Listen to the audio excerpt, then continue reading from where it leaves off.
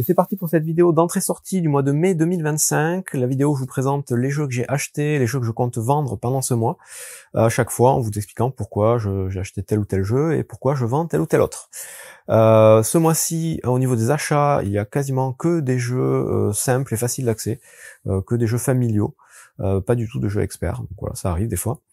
Donc là, vous avez les jeux que j'ai achetés en français. Et on commence tout de suite avec Skull Queen qui n'a rien à voir avec Skull King, contrairement à ce qu'on pourrait croire, si ce n'est que c'est aussi un jeu de pli, donc un jeu de cartes familial, assez accessible, dans lequel vous allez devoir faire des sortes de paris, où il va falloir placer des petits personnages sur une planche et essayer de faire en sorte que ces personnages atteignent la plus forte valeur pour vous faire marquer des points. Et pour les faire se déplacer, ces personnages, on va jouer des cartes. Et en fonction des cartes qui vont être jouées pendant le pli, les personnages de chaque joueur vont monter ou descendre sur cette planche. Il faut éviter qu'ils tombent de la planche, sinon ils feront rien marquer du tout. Et c'est un jeu du coup un petit peu original dans le genre, assez sympathique, très familial. Et je vous dis, ça ressemble pas vraiment à Skull King au niveau des sensations de jeu et des mécaniques, mais ça reste tout à fait sympathique à sortir. Ensuite, j'ai acheté évidemment Toy Battle, qui faisait partie de mes attentes de cette année, qui est donc un jeu d'affrontement pour 2 joueurs de notre ami Paolo Mori, entre autres, ultra efficace comme annoncé, comme prévu, un simple jeu de pose de tuiles avec des petits pouvoirs assez simples à comprendre et à mémoriser. Et un petit jeu de conquête, donc il va falloir essayer de soit à réussir à avoir un certain nombre d'étoiles, soit réussir à placer une tuile sur le QG de l'adversaire. Pas mal de plateaux différents qui vont changer un petit peu les parties, puisque chaque plateau a ses petites spécificités. Les petites tuiles seront toutes les mêmes pour chaque partie, mais elles sont très efficaces, donc ça fonctionne très bien.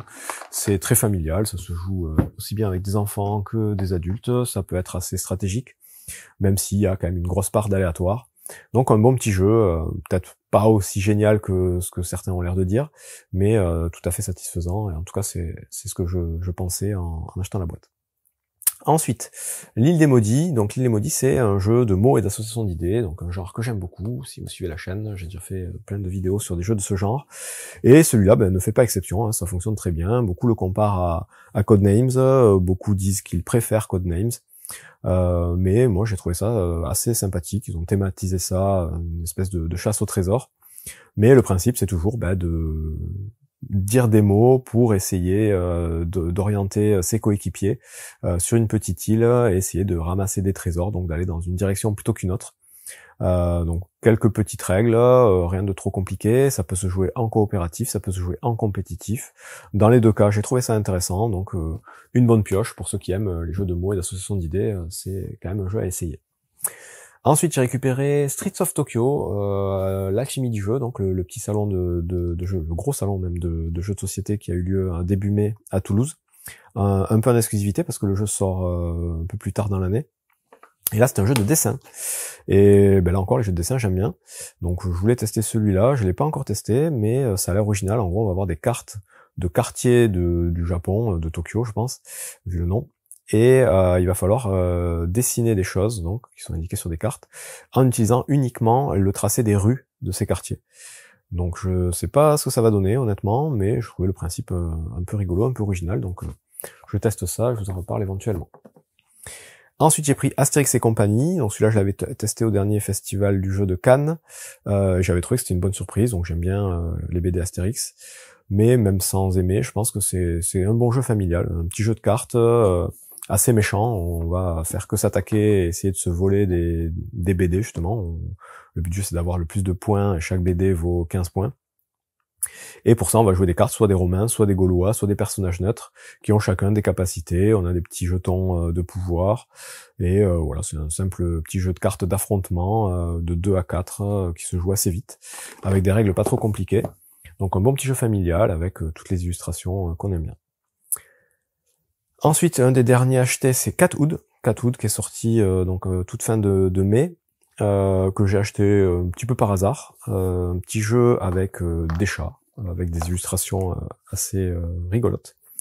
Et ça va être un jeu de déplacement, de pick-up and delivery, de collection de cartes, de gestion de ressources. Donc c'est un mélange de plusieurs choses, mais sans être trop compliqué. Donc c'est un jeu plutôt intermédiaire, on va dire.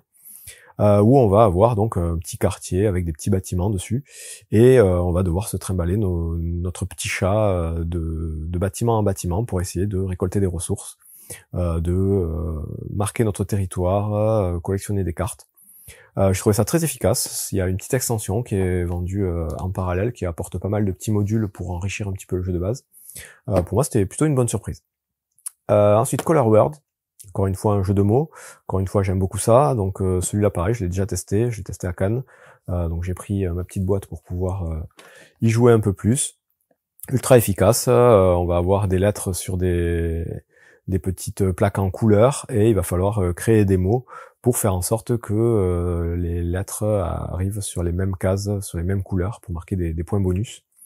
Et on va devoir écrire un maximum de mots dans une petite grille, en faisant attention à pas se bloquer, parce que les mots qu'on va écrire vont limiter après les emplacements pour les mots suivants. But du jeu, marquer le plus de points, évidemment. Et chaque fois, il y aura un petit objectif supplémentaire qui permettra d'avoir des petits bonus. Donc voilà, très simple, très efficace, un bon jeu de mots comme je les aime. Et finalement, j'ai pris le jeu Camarade, un jeu qui fait beaucoup parler de lui en ce moment, puisqu'il vient juste de sortir et qu'il a été coédité par la boutique du Passe-Temps à Toulouse, boutique de jeux de société tenue par Simon, qui est aujourd'hui, je pense, un des plus gros influenceurs du monde du jeu de société en France, qu'il a tenu donc à rééditer. C'est un jeu à la base de Rainer Knizia, qui s'appelait Risk Express, et qui a été rethématisé pour l'occasion, et qui finalement est un simple jeu de dés, où on va essayer de faire des combinaisons de dés pour récupérer des cartes au centre de la table, essayer de marquer un maximum de points. On va éventuellement pouvoir se piquer les cartes les uns les autres, donc il y a un peu d'interaction, mais ça reste ultra basique, ultra simple. C'est un jeu clairement calibré pour le grand public, pour jouer avec des enfants, famille, un jeu voilà où il n'y a pas à y avoir énormément de choix et de stratégie. Donc avec les bonnes personnes, effectivement, ça fonctionne très bien. Moi, clairement, je vais le garder justement pour jouer avec mes enfants, parce qu'ils aiment bien ça. Petit a pu me mettre une grosse raclée, il était tout content.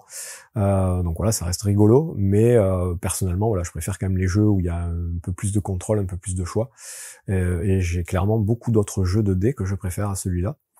Malgré tout, voilà, je suis certain que le jeu va cartonner. Je pense qu'il est déjà dans le top des ventes de beaucoup des boutiques, et ça permet du coup de bien voir tout l'impact des influenceurs aujourd'hui. À partir du moment où on a beaucoup de followers et beaucoup de gens qui nous suivent, si on conseille un jeu, généralement ça va marcher. Et c'est le cas de celui-là, et c'est tant mieux.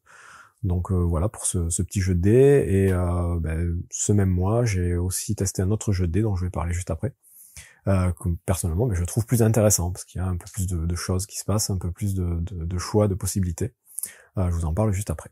Pour ce qui est des jeux en import achetés ce mois-ci, donc les jeux en VO, il y en a que 4, encore une fois des jeux plutôt simples d'accès, a priori, je les ai même pas tous testés encore.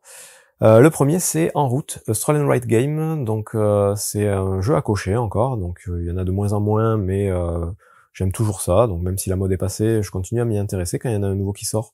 Je suis curieux de le tester. Donc celui-là, la boîte est un peu grosse. Ça va être un jeu où on va devoir organiser des circuits touristiques dans différentes villes du monde. Donc des villes assez touristiques. Pour le coup, il y en a 7 différentes dans la boîte. Chaque ville a ses propres particularités. Et ça va être un jeu dans lequel on va avoir une main de cartes, et à chaque tour, les joueurs vont choisir une carte de leur main qui va permettre de sélectionner des coordonnées sur les cartes de chaque joueur, dans lequel on va pouvoir placer des touristes, et il va falloir essayer de faire un circuit, un cheminement parmi la ville pour essayer d'amener les touristes aux endroits qui les intéressent.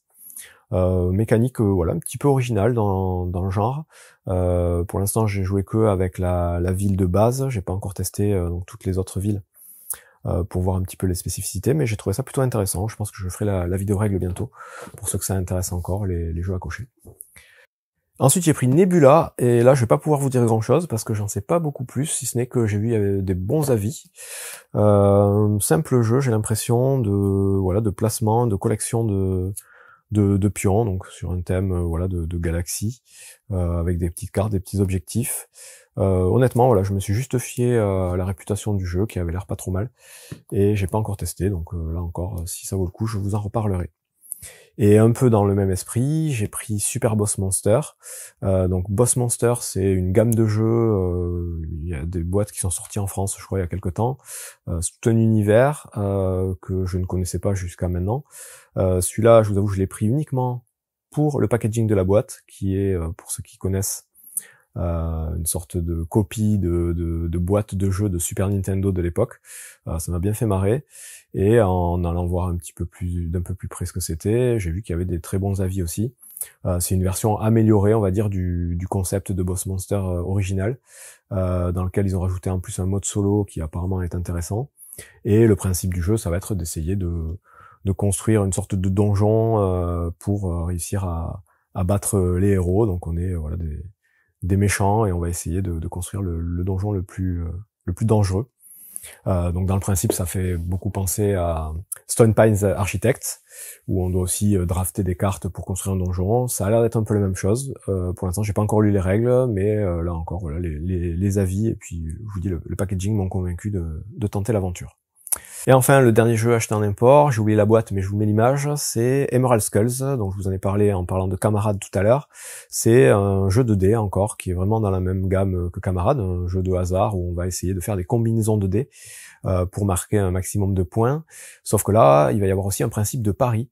Pendant qu'un joueur va lancer les dés, les autres vont devoir parier sur ce que va faire le lanceur, soit sur le fait qu'il va se rater, soit sur le fait qu'il va réussir telle ou telle combinaison. Et du coup, tout le monde est un peu actif en même temps. Et j'ai trouvé ça super original et assez fun. Donc, on va bien se chambrer, essayer de parier sur ce qui nous intéresse pour marquer des points. On gagnera des points en tant que parieur, on gagnera des points en tant que lanceur. Mais le principe est toujours un peu le même, essayer de faire les meilleures combinaisons de dés pour optimiser un petit peu les points. Il y a pas mal de façons de parier différentes qui vont nous permettre d'avoir des parties assez variées.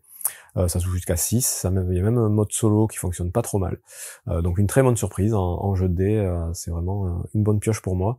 Les règles sont effectivement un peu plus complexes que Camarade, qui est beaucoup plus accessible, beaucoup plus familial, mais pour moi personnellement, voilà, c'est plus ce genre de jeu-là, de dés qui me plaît. Donc je mettrai en ligne la vidéo règle très prochainement, mais c'est voilà un jeu qui intègre le haut de mon classement des meilleurs jeux de dés très largement. Donc voilà pour les jeux achetés, on va passer aux jeux que je vais mettre en vente ce mois-ci. Pour les jeux que je mets en vente ce mois-ci, on va commencer par les jeux en français. J'ai commencé par faire un tri dans mes jeux sur la thématique des animaux et de la nature, parce que j'en ai énormément, c'est un thème qui revient souvent dans les jeux de société. Et clairement, je joue pas à tous, hein, donc à un moment donné, il faut faire un choix. Donc le problème, c'est que dans cette thématique-là, il y a quand même beaucoup de très bons jeux, et ceux-là ne font pas exception, donc j'ai eu un peu de mal quand même à faire mon choix. Mais voilà, je choisis de me séparer de Biome, Mido et Biotop, pour commencer en tout cas. Il me reste plein d'autres. Donc toujours un petit peu le même principe, un peu de construction de tableaux, de gestion de cartes, gestion de ressources. Donc celui-là, la particularité, c'est qu'on va avoir du matériel un peu sympa avec des petits nids, mais sinon voilà, ça va être des cartes, on va suivre les saisons, il y aura des événements particuliers à chaque saison, on va pouvoir faire naître des bébés, on va pouvoir manger les bébés des adversaires, donc plutôt sympa. Mais voilà, construction de tableau, on a des cartes, on doit les placer dans différents habitats en fonction du type de carte et optimiser évidemment les points de victoire. Mido, c'est un peu le même principe, en plus léger, plus accessible, sympa, les illustrations sont superbes. Et Biotop, c'est peut-être le plus casse-tête des trois en termes d'optimisation et de réflexion, mais encore une fois, voilà, on a une petite carte au centre de la table sur laquelle on va essayer de se développer.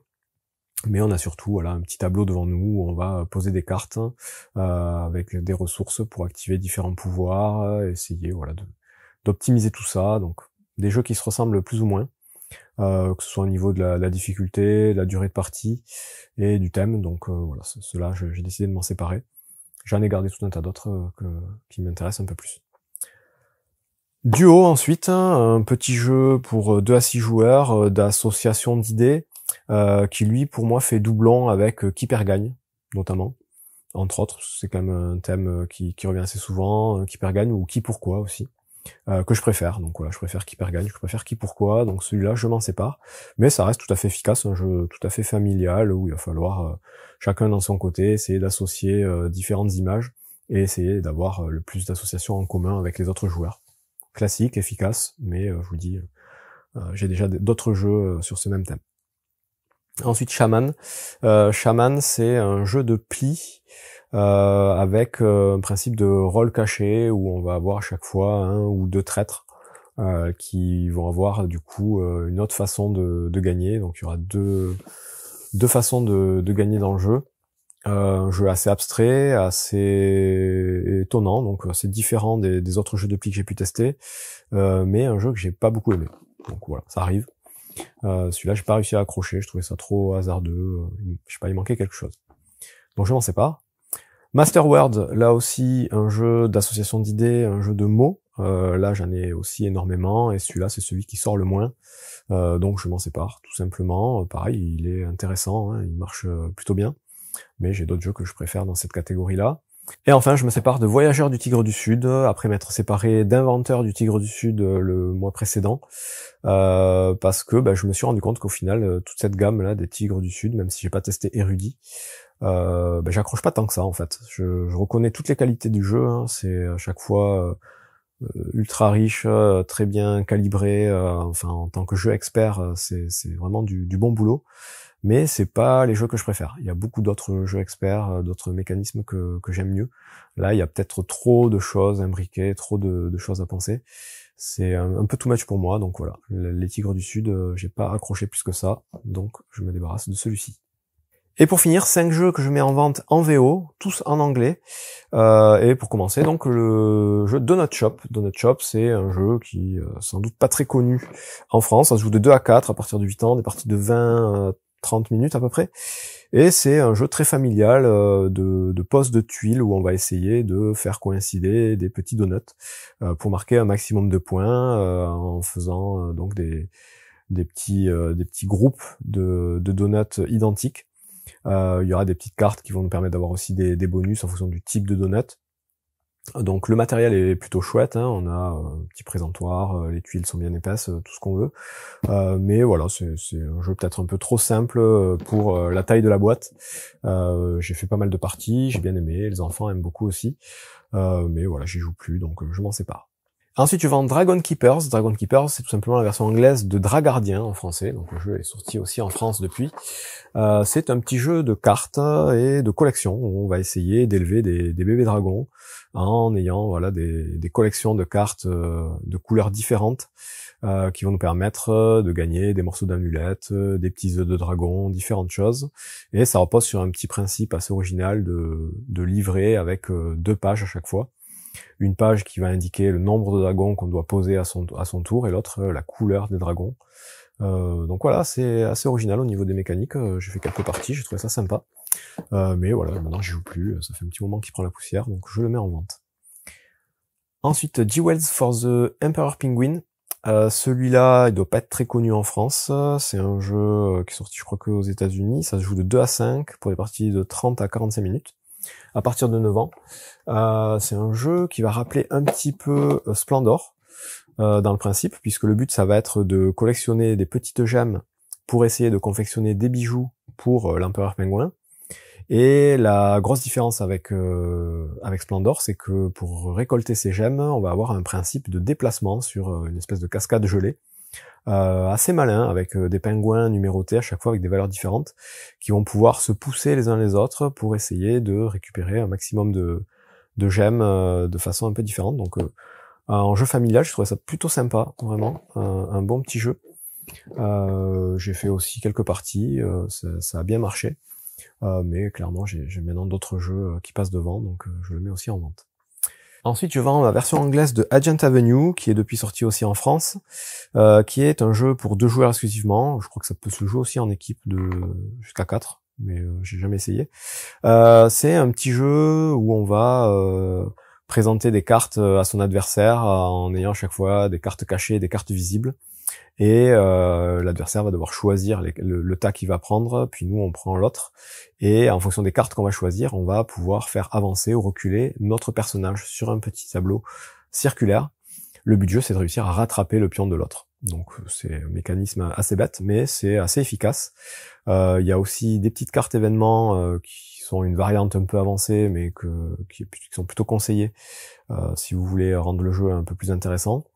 Voilà, c'est efficace, ça fonctionne bien, mais clairement j'ai trouvé qu'on en faisait vite le tour. Donc après quelques parties, bon voilà, une fois qu'on a compris, qu'on s'est amusé un petit peu, ça s'essouffle vite.